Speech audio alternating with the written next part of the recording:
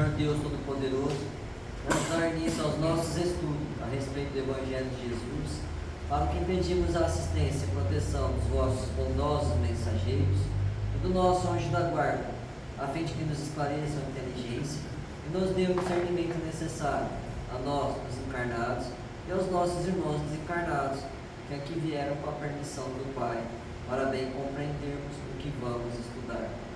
Rogamos a Jesus, o nosso mestre e guia, seja conosco e presida a nossa reunião. Em teu nome, Senhor, seu bendito Filho Jesus, da nossa Mãe Maria, de Ismael, e da irmã veneranda, a protetora desta casa, damos por aberta a reunião de estudos desta noite. Assim seja. Zelo próprio. Olhai por vós mesmos, para que não percais o vosso trabalho, mas, antes, recebais o inteiro galardão. Na segunda epístola a João, capítulo 1, versículo 8. A natureza física, não obstante a deficiência de suas expressões em face da grandeza espiritual da vida, fornece vasto repositório de lições, alusivas ao zelo próprio. A fim de que o Espírito receba o sagrado ensejo de aprender na terra, receberá um corpo equivalente à verdadeira santuário. Os órgãos e os sentidos são as suas potências, mas semelhante tabernáculo não se ergueria sem as dedicações maternas e, quando a criatura toma conta de si, gastará grande percentagem de tempo na limpeza, conservação e defesa do templo de carne em que se manifesta. Precisará cuidar da epiderme, da boca, dos olhos, das mãos, dos ouvidos. O que acontecerá se algum departamento do corpo for esquecido? Excrescências e sujidades trarão veneno à vida. Se o quadro fisiológico, passageiro e mortal exige tudo isso, que não requer de nossa dedicação, o Espírito com os seus valores eternos, se já recebeste alguma luz, desvela-te em não perdê-la, intensifica-te em ti mesmo, leva os teus pensamentos em esforços diários nas fontes do Cristo, corrige os teus sentimentos, renova as aspirações, colocando-as na direção de mais alto. Não te cristalizes, movimenta-te no trabalho do zelo próprio, pois há micróbios intangíveis que podem atacar a alma e paralisá-la durante os séculos.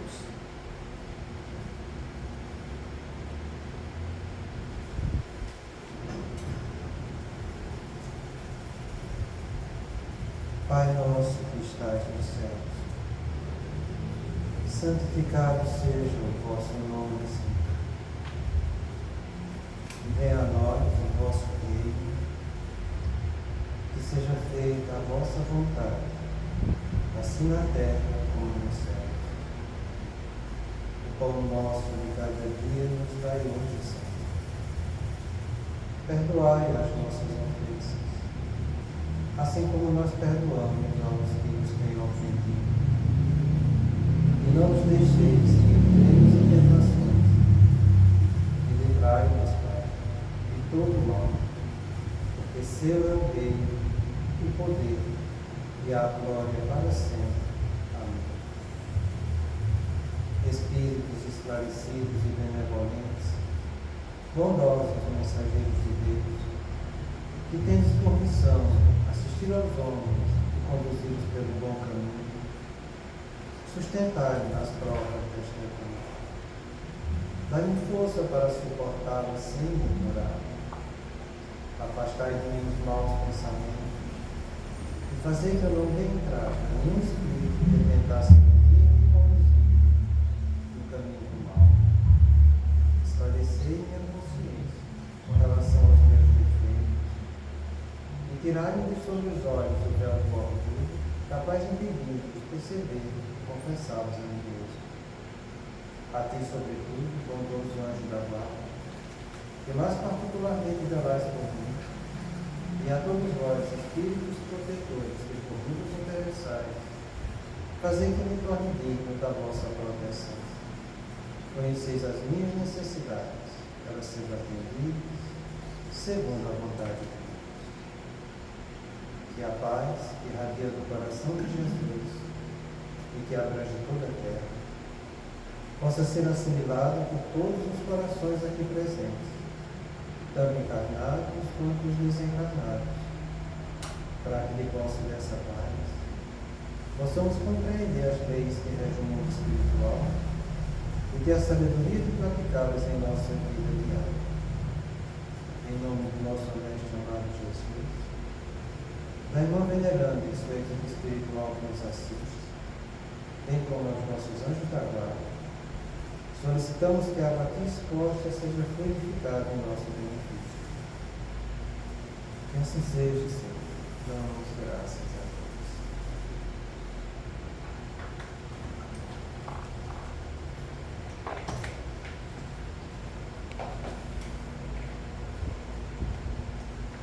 Então, vamos fazer uma retrospectiva breve para a gente entender os passos do estudo da obsessão simples, também chamada de obsessão sutil.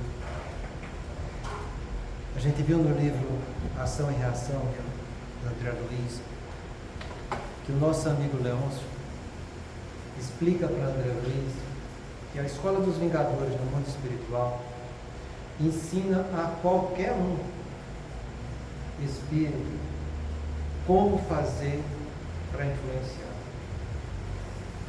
E ele mostra que eles são instruídos para saber captar o desejo central daquela pessoa que ele quer prejudicar. E de posse do desejo central, ele projeta um pensamento naquele sentido. E depois que projeta esse pensamento, a pessoa percebe. Porque o pensamento ele tem o mesmo padrão vibratório daquilo que ele deseja. Então ele não vai fazer coisas mirabolantes de querer botar a ideia na cabeça dos outros que os outros não têm. Ele vai projetar algo que a pessoa já tem. E a pessoa facilmente percebe. Mas o problema da nossa vida não é perceber as coisas.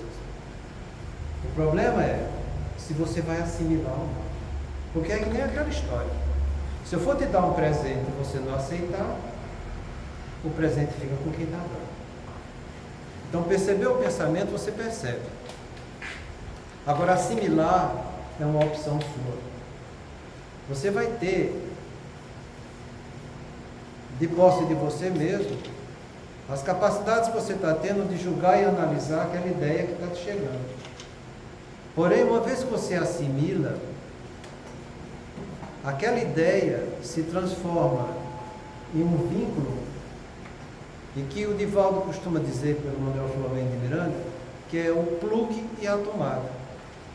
Você assimilou, então, a energia fluídica do influenciador vai ter relacionada e, ao mesmo tempo, trocada fluidos entre o emissor e o receptor. Então ele projeta, você percebe, você assimila. E depois que é feito esse intercâmbio mental, existe uma troca constante de pensamentos, ideias e opiniões. E é através desse intercâmbio mental, dessa troca de ideias, que começa a ter os que a gente chama de reflexos da interferência negativa. Esse reflexo vem surgir em 4 pilares importantes para a gente estudar. Primeiro, que ele vai sugerir ideias que te geram desconfiança. Para que, desconfiando de tudo e de todos, você se afaste dos outros, se aproximando cada vez mais dele. Depois vão vir as inseguranças. Porque aquilo que ele vai estar sugerindo para você, jamais vai estar alimentando tua fé. Muito pelo contrário, vai estar fazendo de tudo para que a sua fé seja oscilante. Terceiro são as doenças de pequenas montas flutuantes. Porque do mesmo jeito que você troca ideias, e a gente já viu isso, todo pensamento ele é composto de uma ideia, uma emoção e um julgamento.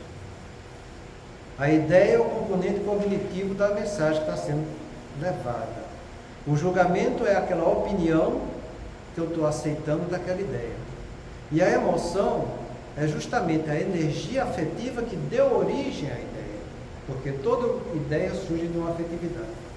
Então você, quando aceita uma ideia, quando você percebe um pensamento que você assimila, que tem esse intercâmbio mental, você assimila para junto de você também a carga afetiva negativa daquilo que está se relacionando com você. E essas energias negativas vêm trazer as deformidades e doenças também desse amigo que está padecendo no mundo espiritual. E justamente essas doenças que ele tem, você começa a ter no seu corpo de modo flutuante, porque ela não é uma doença física, não é uma doença do teu corpo. É uma doença que está acontecendo por assimilação de fluidos. Então você vai ter horas transtornos em determinados órgãos e horas não. É o que a gente chama de doença de pequenas mortes. E a partir daí, entende, vai surgir o que a gente chama de vai ser a desconfiança, insegurança, doença de pequenas montas e os insucessos que vão surgir com a pessoa. Porque ela começa a fazer coisa negativa. E quem faz coisa negativa não tem sucesso. Começa a ter insucessos na vida. A partir de então, você começa a assimilar fluido negativo e exala para junto de você e onde você está esses fluidos, que é o que a gente chama de atmosfera espiritual. Que Kardec demonstrou tão bem na revista espírita que eu trouxe a folhinha para vocês analisarem. Todos os fluidos que eu estou produzindo, eu também estou impregnando em volta de mim. E no caso dessa interferência negativa, eu estou absorvendo energias negativas e estou jogando energias negativas nos ambientes que eu estou frequentando, principalmente em minha casa. Então, aquilo fica impregnado de psicosfera negativa. E você vai cada vez mais tornando os fluidos do ambiente onde você vive mais impregnados, mais energias negativas, absorvendo mais e gerando mais problemas para você, através desses 4 pilares que a gente estudou. E o que é que acontece com isso? O que acontece é que, de acordo com o temperamento de cada um, essas energias negativas vão começar a gerar problemas pelos temperamentos que eu tenho, que podem ser de ordem extrovertida ou de ordem introvertida. Então, se é de ordem introvertida, como a gente viu aqueles 4 tipos de temperamento, vai gerar quadros de transtornos negativos com tristeza, com perda de ânimo, que vai dar origem à depressão. Se for transtornos, se for temperamentos de origem extrovertidas, vai dar origem aos transtornos de estresse e de ansiedade. E é como a gente viu até a semana passada. Muitas vezes as pessoas começam a alternar momentos de negatividade com momentos de extroversão, porque eles começam a desenvolver o que a gente chama de instabilidade emocional. Emoção é tudo aquilo que eu percebo no aqui e agora, é o que eu estou sentindo aqui e agora. Então, aquilo que ele está sentindo, que está interagindo no seu dia a dia, ele começa a ter instabilidade. Ele, um momento está alegre, outro momento está triste, um momento ele está calmo, outro momento ele está mais irritado. E assim, a vida vai se tornando cada vez mais complicada para ele e para todos que estão em volta. Então, depois que eu fiz essa retrospectiva bem ligeirinha, a gente vai estudar hoje o que é que acontece com essa instabilidade emocional. Ele diz o seguinte: os hábitos salutares vão se sucedendo às reações intempestivas, rotuladas como exóticas, a perda dos conceitos de critério e de valor, que dão lugar a estranhas ou paradoxais formas de conduta. A gente precisa ver isso aqui com muito carinho. Vamos começar por aqui, hábitos salutares. A gente já falou para vocês aqui várias vezes que os hábitos são comportamentos automáticos que não passam por reflexão de pensamento. É o que a gente chama de pensamento tipo 1, que Daniel Kahneman descreveu no livro sobre as emoções. Então, o pensamento de tipo 1 é aquele que surge automático, instintivo, que não passa pela reflexão, e que é uma maneira da pessoa se comportar no seu dia a dia. E a gente sabe que os hábitos, ele é composto de três fases. No hábito você tem o gatilho, você tem o comportamento e você tem a recompensa do hábito. Quando você tem vontade de comer um bolo de chocolate, o desejo é o bolo, o comportamento é você se mobilizar para comer aquele bolo e a recompensa é o gosto que você tem daquele bolo, tá entendendo? Então esse é o hábito. Então a pessoa que diz que gosta e é viciada em chocolate é desse jeito, entende? Se você é viciado em outra coisa, é a mesma coisa, entende? Tem um desejo, tem o gatilho, o comportamento e a recompensa. No caso que a gente está vendo a respeito dos nossos pensamentos e nossa maneira de sentir, que são as emoções, dentro você vai ter desejos, você vai ter tendência e você vai ter a recompensa, que é o gosto daquilo que você está desejando, sabe? O desejo é sempre o gatilho, entende? A tendência é o comportamento que leva à realização daquele gatilho, entende? E quando eu estou realizando, eu sinto o gosto e o prazer daquilo que está acontecendo comigo. Então, quando ele fala hábitos salutares, entende? São aquelas maneiras em que você está se comportando, se relacionando com os outros, e você já tem aquela conduta automática de como agir. Entende? Se você é uma pessoa que tem o seu trabalho, você gosta de chegar cedo no trabalho, deseja chegar cedo no trabalho, então você se acorda mais cedo, faz sua higiene, faz tudo isso para chegar naquele horário. E quando chega naquele horário, aquilo ali te dá prazer. Entende? Você fez uma coisa que é do seu hábito salutar. Entende? Tem pessoas que, como já diz, é salutar. Né? Se você foge desse padrão salutar, chega atrasado, você se sente incomodado com aquilo não é bom, você não está feliz com aquilo que você fez. Tá? Então, isso é um hábito salutares que eles chamam, sabe? Isso serve para tudo. Nós temos um monte de hábitos eticamente corretos pelo nosso progresso que a gente já realizou. Entende? Então, você gosta de chegar em casa, ter seus comportamentos automáticos, entende? Que vai trazer bem-estar para você, para a família, para todo mundo. E a pessoa, quando está tendo essa influência negativa e que ela está ganhando espaço, como a instabilidade da emoção dela é algo que está fugindo do controle dela. E por que é que foge? Porque as emoções são inconscientes, sabe? Ninguém vai chegar com uma emoção e dizer eu não quero sentir isso. Não tem como, você já sentiu. Eu não consigo controlar o que eu sinto. Mas eu consigo controlar aquilo que eu vou fazer com aquilo que eu sinto. No caso da pessoa que tem instabilidade emocional, ele começa a perder o controle do que ele vai fazer com aquilo que ele sente. Porque a emoção dele está instável e ele não consegue controlar. E esses hábitos salutares começam a ser substituídos por outros, já pela própria instabilidade da emoção dele.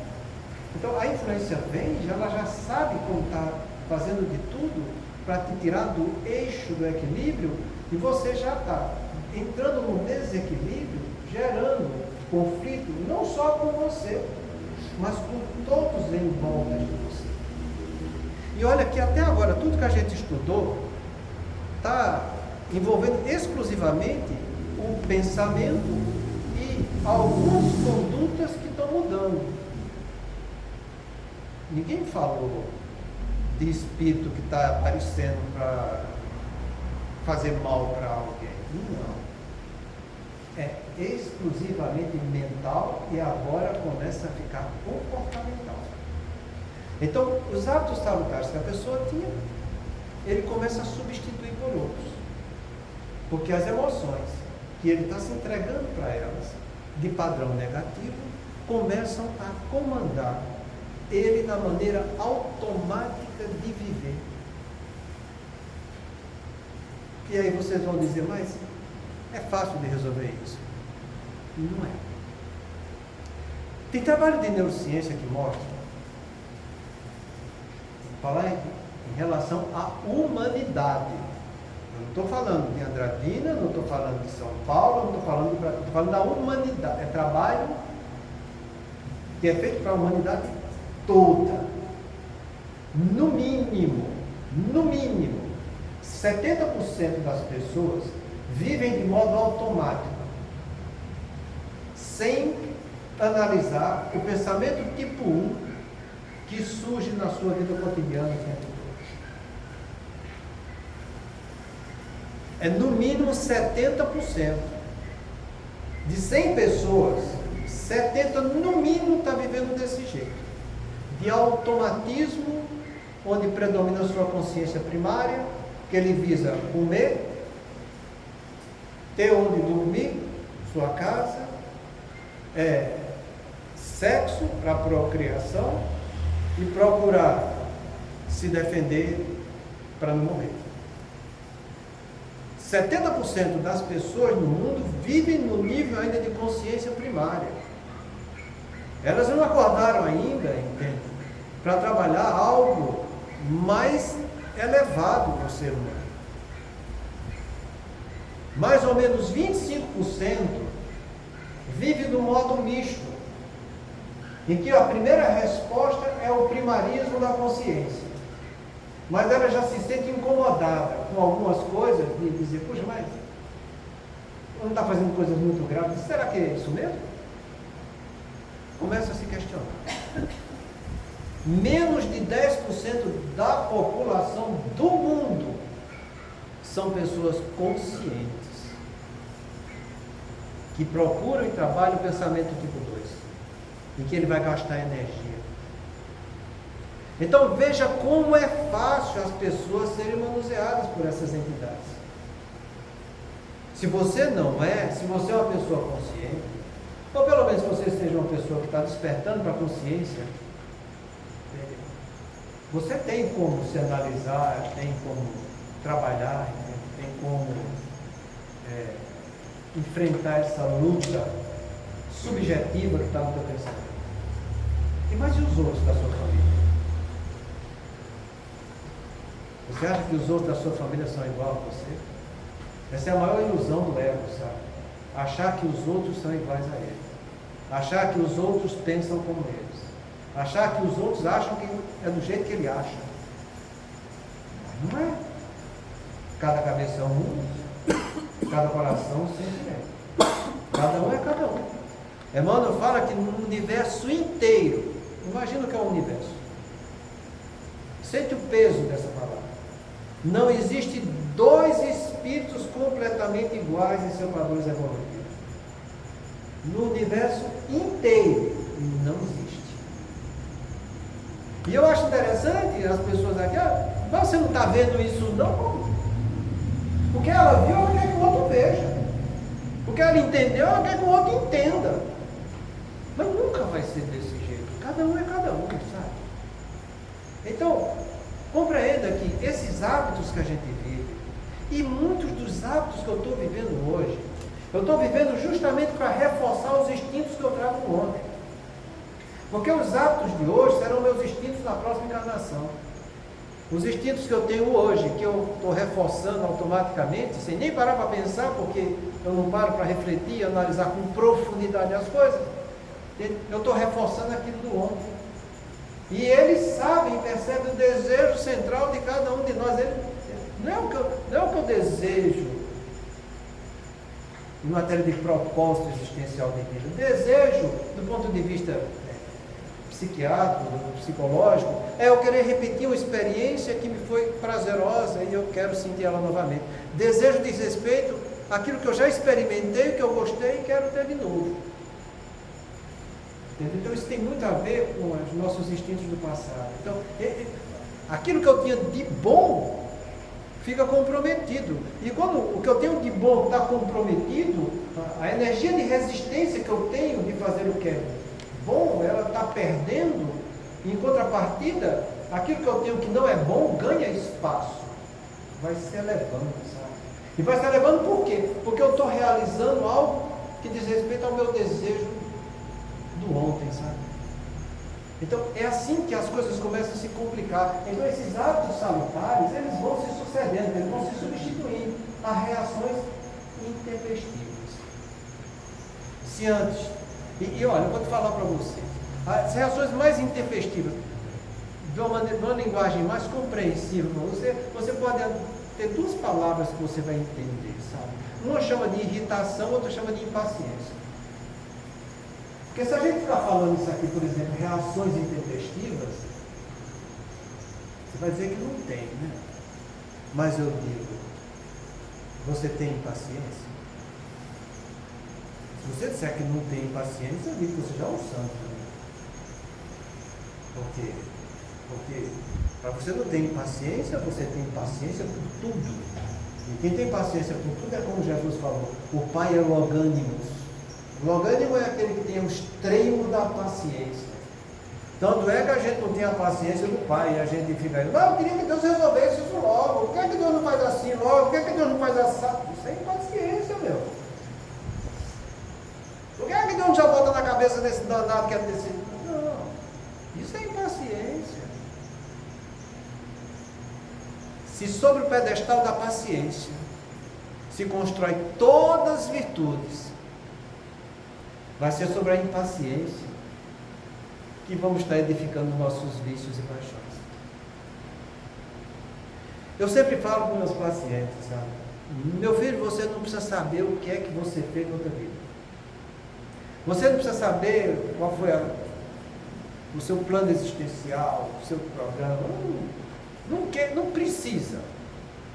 Vê aonde está tocando a tua impaciência, porque é aí que você tem que trabalhar.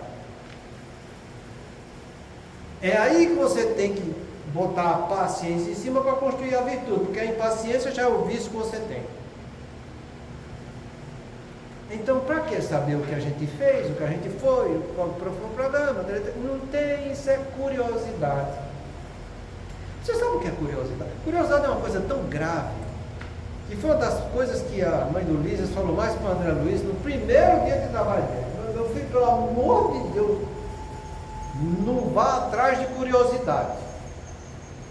E ela deu um sermão desse tamanho para o André Luiz, para ter cuidado com essa palavra curiosidade. Toda vez que você vai atrás de alguma coisa, que você não vai fazer nada de bom com aquilo, você está sendo curioso. É por isso que a curiosidade é ruim. Então você não tem que ser curioso querendo saber o que você fez na encarnação anterior. Se quer ser curioso, porque eu quero que meu anjo da guarda diga, o meu protetor vem aqui e fala. Isso é o ego mais inflamado que existe, sabe? É uma puerilidade, é uma infantilidade tamanha que está acontecendo. E você não deve se vincular a isso, nem dar ouvido para isso dos outros, sabe? Deixa o outro se estribuchar, fazer o que quiser. Por quê? Porque é puerilidade. É aquela criança birrenta que está se esperneando no chão, tá entendendo? É o adulto birrento que diz, eu quero, se não der eu dou, se não der eu me mato, tá entendendo? Se não fazer eu não faço. É a mesma criança birrenta. Então, sobre esses hábitos salutares, de você saber trabalhar de uma maneira correta, daquilo tudo que você já foi edificado por seus pais, pela escola, pela vida, entende? Você começa a despontar impaciência. E essa impaciência vem sempre junto com essa outra palavra chamada de agressividade, que é a manifestação da tua irritabilidade. Entende? E quando a gente fala irritabilidade com agressividade, você já vê uma doença que nasce disso, chamada transtorno do estresse. É o que a gente viu no ano passado, né, a respeito disso. Então a pessoa, mesmo estando depressiva pelo seu temperamento que é introvertido, ela fica irritada e agressiva e estressada. E ela começa a fazer uma verdadeira salada, um misto quente, sabe? De transtorno de humor, com transtorno de estresse, depois transtorno de ansiedade. E é por isso que a gente fala para vocês que hoje, dos quadros puros de depressão, que representam no máximo 40% dos transtornos de humor, 70% dos quadros de depressão é o que a gente chama de depressão ansiosa. Então isso que ele está falando aqui é tudo de acordo com o que a gente tem de estatísticas que a gente vê das doenças mentais, dos transtornos mentais de uma maneira geral. 60% dos transtornos depressivos são transtorno bipolar, que é isso que a gente viu aqui, a pessoa vai alternando quadros de introversão com extroversão, introversão com extroversão, e eu já disse para vocês, transtorno bipolar é tratamento o resto da vida inteira. Já falei para vocês, transtorno depressivo, 50% cura se tratar direito no primeiro soco. Desses 50% que cura, mais de 50% vai recidivar. E depois que recidiva, tratamento o resto da vida também. Então a gente está falando de doenças que todo mundo conhece. Quem não conhece um paciente depressivo? Se mais de 30% da população do mundo tem. Quem não conhece uma pessoa estressadinha? Vou dar um exemplo de uma doença do estresse que todo mundo conhece. Fibromialgia. Antigamente, alguns anos atrás, quando ganhou espaço essa palavra fibromialgia, as pessoas chegavam no consultório da gente, isso dava status. Eu tenho fibromialgia. Aí depois que viu que era uma doença do estresse, entende? Que era uma instabilidade emocional, a coisa caiu, sabe? Ainda bem, caiu. Ninguém chegou dizendo que tem, né? Porque não dá mais status a coisa. Mas é assim que acontece, sabe? Quem não sabe o que é um transtorno de ansiedade generalizado? Quem não sabe o que é um medo patológico que limita a pessoa? É isso que a gente está falando, sabe? Então, aquilo que ele tinha de controle, uma pessoa equilibrada, tem medo, vai lá e vence o medo, ele começa a ter medo patológico. Ele sente o medo e no lugar de a luta para vencer, ele recua. Porque essa é a diferença entre o medo fisiológico e o patológico. O medo fisiológico é aquele temor proporcionado e coerente diante de um fato lógico, compreensível, que me mobiliza a superar, vencer, e a luta. Isso é para mim. Vai lá, está engajado. Medo patológico não, é aquele temor proporcionado, coerente, lógico, racional, mas que te limita a superar. Quem nunca teve um medo patológico assim? Então, para analisar, você vai encontrar. Então, são esses transtornos, por quê? Porque se você tivesse um espírito bom do seu lado, ele ia te limitar para você não ir à luta? É lógico que não, ué. Então a Javada quer justamente o contrário, que você vai à luta para superar as dificuldades com as experiências que a vida está tendo. Então toda vez que você tem essas ideias negativas, esses atos salutares que vai se sucedendo por impaciência, agressividade, que vem da irritabilidade, entenda, nisso aí, você que é espírita, que já estudou a doutrina, que gosta de estudar, que se aprofunda na doutrina, você vê o outro lado da vida. Você vê que ali tem uma influência negativa. E você sabe que se aquela pessoa é um ente amado seu, é dever seu ajudar aquela pessoa e também a influência negativa. Porque não é um acaso que aconteceu, porque a gente já viu que o acaso não existe diante da lei de Deus. E quando Jesus pediu para que amássemos uns aos outros como Ele havia nos amado, Ele não pediu para você excluir ninguém. Tem que amar a todos. Quando Ele pediu para que amássemos os inimigos, Ele disse que era amar todos os inimigos. Ele não excluiu ninguém. Então aquela tua mãe perturbada, aquele teu filho traquino que está excedendo, o teu consorte que está fugindo da realidade, mudando os seus hábitos salutares, olha por trás da vida humana e vê que tem uma influência. E que se Deus permitiu que isso chegasse até você, e você já tem a visão espiritual para isso, é porque é aí que está a hora de você fazer esse negócio chamado caridade, gente. Porque eu acho tão bonito as pessoas chegarem na casa do Espírito, mas eu vou para trabalhar, eu vou porque eu quero fazer caridade. Mas a caridade que Deus está dando para ele fazer, ele não faz. Essa é a ilusão do ego, que quer comprar um lugar lá em cima com pouco esforço da sua parte. Então aproveita a caridade que Deus está te dando, que está convivendo contigo dentro da tua casa. vai trabalhar nesse setor, porque é aí que a vida está precisando que você coloque em prática a capacidade que você já tem de entendimento aprofundado do que é a vida espiritual. Vai com calma, com paciência, diante daquele que está impaciente e agressivo. Leva o fluido bom para ele. Porque é como o Kardec falou, o fluido bom não se mistura com o fluido mau. Então dá teu fluido bom para ele, porque teu fluido bom estando com ele, o que é mau vai se afastando. É teu familiar. Nasceu contigo, ou você escolheu viver com ele, ou a vida te deu ele quando é um filho. Está aí a oportunidade de você fazer o bem. Porque se ele está sendo influenciado negativamente, qual de nós que pode dizer que não vai ser influenciado negativamente? Será que somos esse poço de paciência para ter só virtude sendo trabalhada na nossa vida? Ou será que temos as nossas impaciências, onde nossos vícios, paixões estão botando as garras de fora vez por outra, e a gente nem quer que os outros enxerguem? Então, quando isso acontecer, de um ente querido substituir hábitos salutares, agindo com certa impaciência e com agressividade, é aí que Deus está pedindo para você trabalhar. Porque foi assim que Jesus falou: passais pelos menores dos pequeninos, que estarás fazendo para mim. Você não quer Jesus do seu lado? Está aí a oportunidade.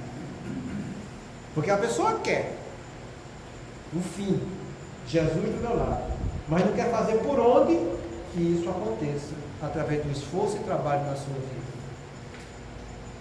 Então cai na real. Isso aqui é muito fácil de você perceber. Quantos e quantos eu não chego que eu estou conversando, mas fulano está mudando tanto, eu já não aguento mais. Está mudando. É isso que está acontecendo, que o planeta está mudando.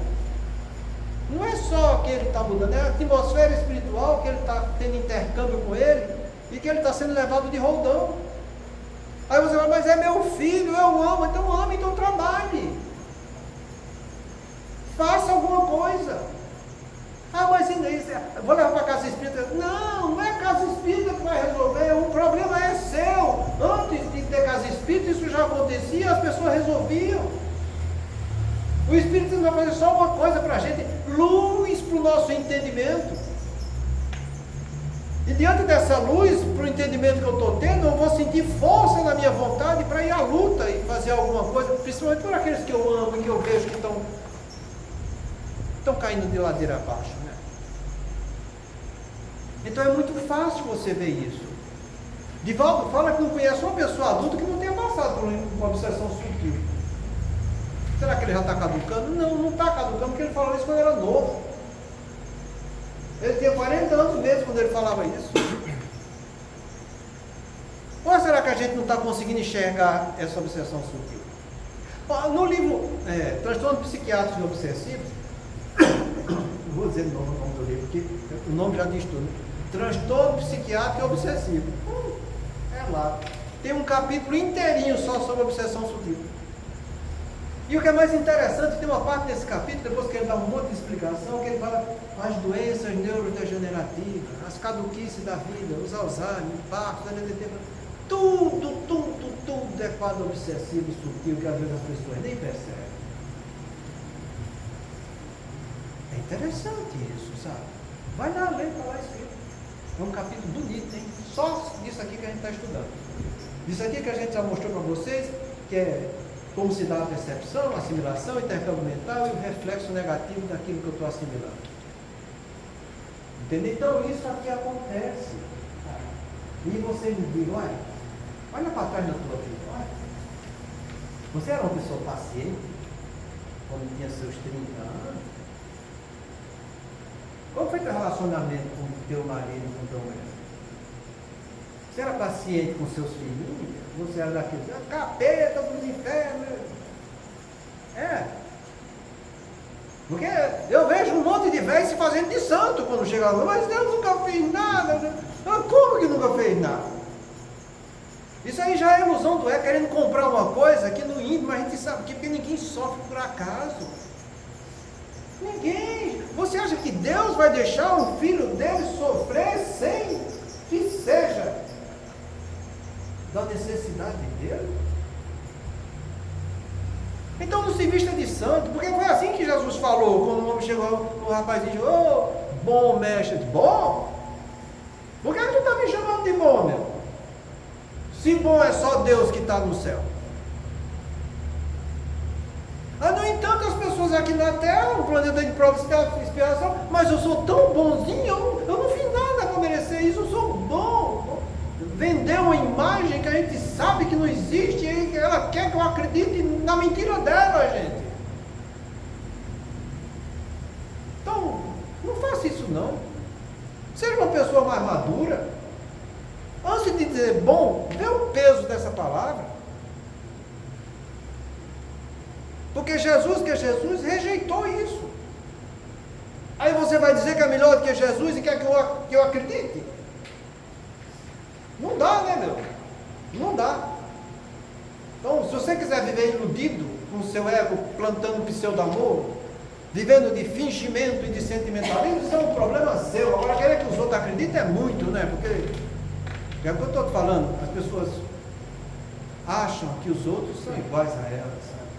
E não tem ninguém igual a ninguém. Então, cuidado. Trabalhe essa palavra paciência.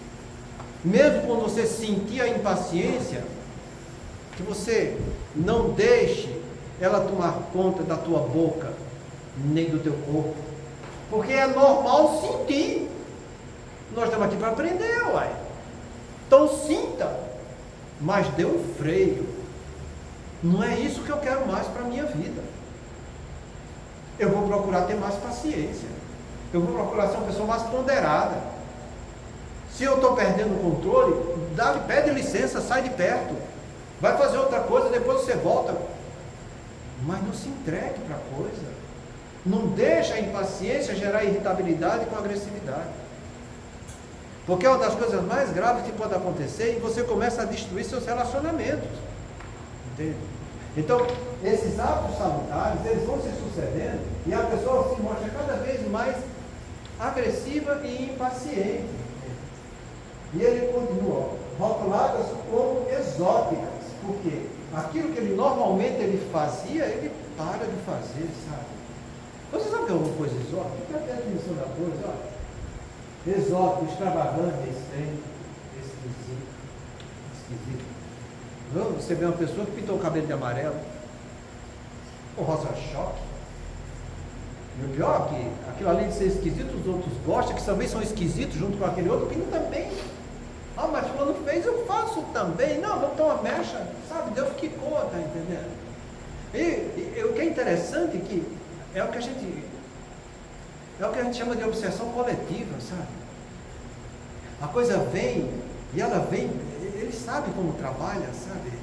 Aquelas pessoas mais susceptíveis que têm esses desejos extravagantes, muitas vezes contido por um ego que está sendo freado, muitas vezes por uma educação rígida de um pai ou de uma mãe, de uma hora para outra ele encontra uma brecha, aí 4, 5, faz aquele troço esquisito, aí encontra pessoas que também são frágeis, que não têm autocontrole diante das adversidades e as besteiras que a vida oferece, e vai fazendo também, sabe?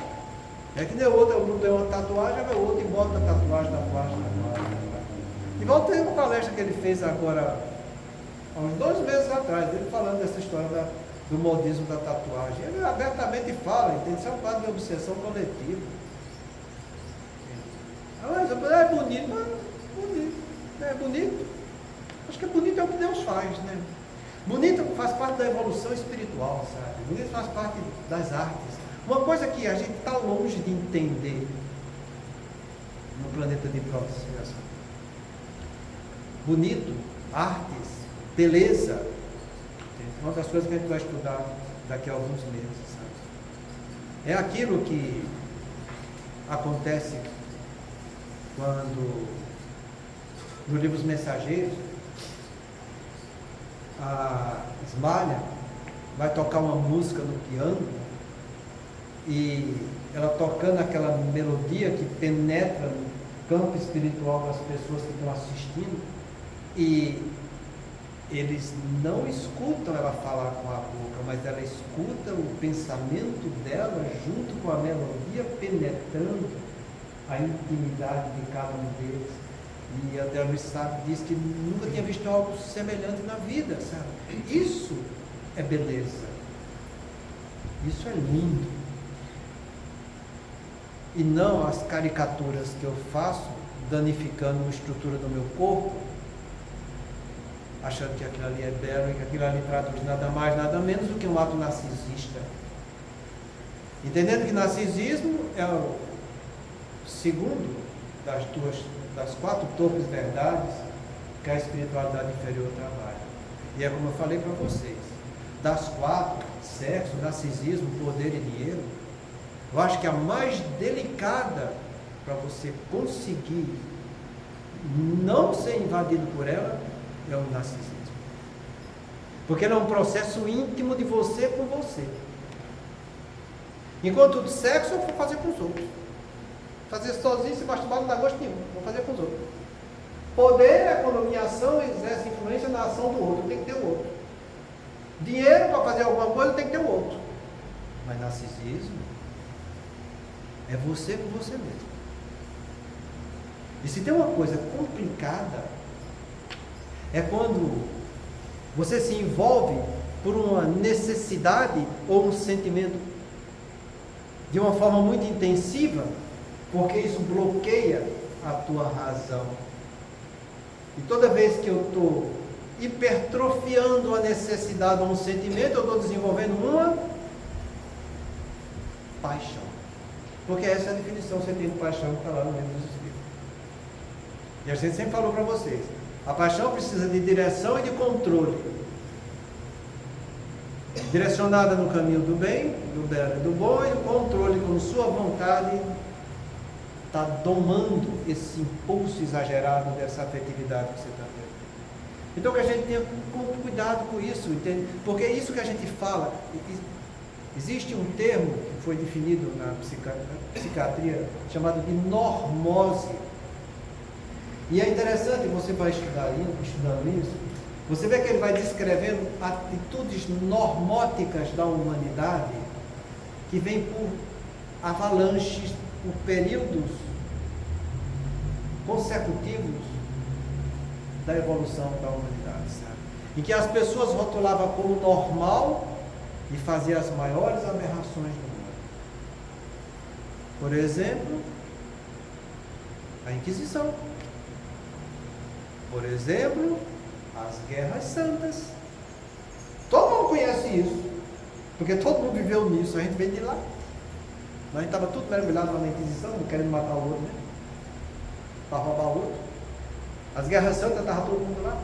Em nome de Jesus se matava. Isso é uma atitude que a gente sabe, atitude normótica.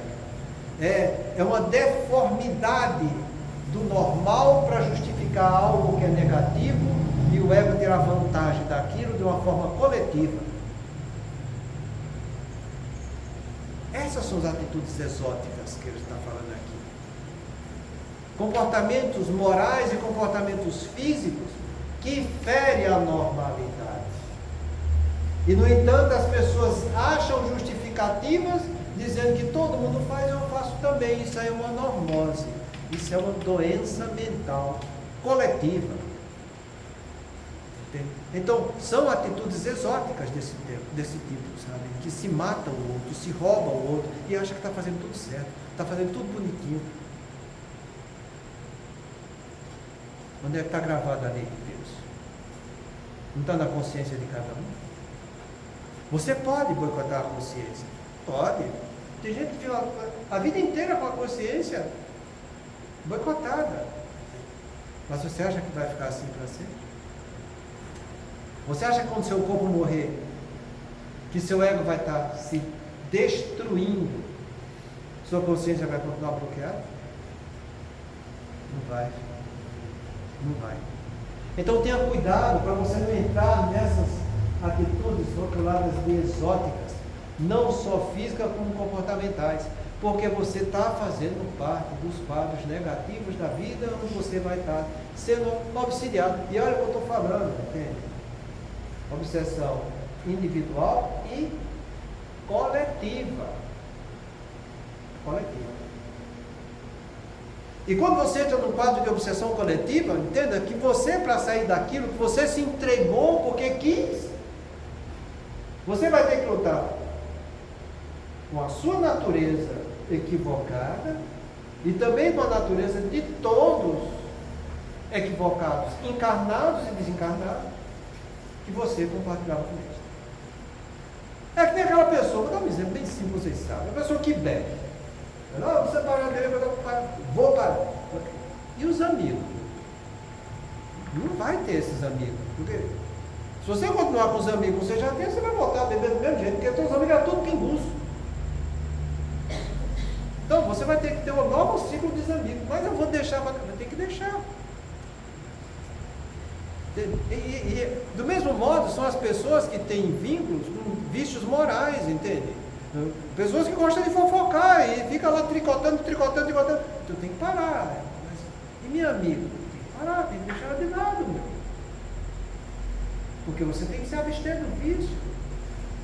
Então, tanto encarnado quanto desencarnado, você tem que dizer, não é isso que eu quero. Aí você vai dizer, mas eu não dou conta. Tá. Dá. Kardec pergunta, eu já falei para vocês, é bom repetir sempre, né? A pessoa pode por si só sair dos quadros obsessivos? Sim. Qualquer um pode por si só sair dos quadros obsessivos. O que lhe falta é vontade. Vontade. Eu sempre tenho falado para vocês, inteligência cognitiva, todo mundo sabe, porque isso é do século passado. Inteligência afetiva, todo mundo já sabe, desse século recente. Mas da volição, da vontade, esse eu quero ver. E é esse que a gente precisa. Porque ficar pensando com ideia cognitiva diz respeito a mim. A afetividade diz respeito ao que eu sinto, é uma coisa subjetiva. Mas a vontade não, a vontade é uma coisa tanto subjetiva quanto objetiva. É ela que vai fazer agir. Então tenha muito cuidado, nem fique compartilhando essas atitudes exóticas com os outros. Mas se eu falar isso, o povo da casa espírita não vai gostar. É o problema do povo. O nosso problema é você e Deus, vai. Mas eu vou falar de tatuagem, é errado, e daí? É errado. Está lá no livro dos Espíritos. Kardec pergunta se a mutilação de um órgão satisfaz a Deus. Pele é um órgão. Fazer tatuagem é mutilar o órgão. Quando chegar lá vocês vão ver a resposta do tempo.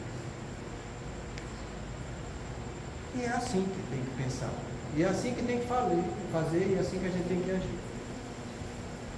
Se já fez, tem problema? Não tem problema. Sua consciência muda quando você tem ensinamentos novos que faz te ver a vida com mais profundidade. O que é que a Matilde fala no livro Libertação? Para a pessoa que chega lá dizendo que não foi uma mãe correta, que está sofrendo no mundo espiritual, coitado, o que é que eu vou fazer a partir de agora? Ela diz o seguinte: você viu que o que você fez não é correto, não viu? Você sabe que não é certo, sim. Então, a partir de agora, você vai ao lado das pessoas que têm predisposição a fazer o que você fez, que é errado, ou que estão fazendo errado, e vai mostrar para elas como deve fazer certo. É só isso. Entende? Por quê? Porque todos nós cometemos erros, gente. E a gente tem que aprender com nossos erros. Eu tenho experiência. Acerto, quando eu ganho coisa, experiência êxito e experiência aprendizado. Experiência êxito é quando eu faço a coisa, eu venço a prova, estou 10 na fita. Experiência aprendizado é quando eu erro a prova, mas eu vou aprender com o meu erro e vou fazer certo. É isso que Deus quer que a gente faça, ué. Que a gente vá para frente, sabe? Então, ficou a semana que vem. Então, chegou na nossa hora. A gente vai parar aqui, porque eu acho que a parte mais bonita que a gente vai ver ainda vai ser essa aqui, sabe? Perda dos conceitos e critérios de valor. E eu fiz questão de botar aqui, ó, critério de valor, juízo de valor. São princípios éticos. Isso a gente vai ver a semana que vem. Muita paz a Deus.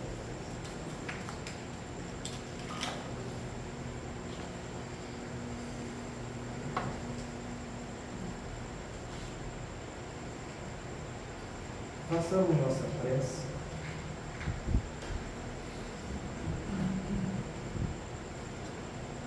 Pensando na humanidade como um todo.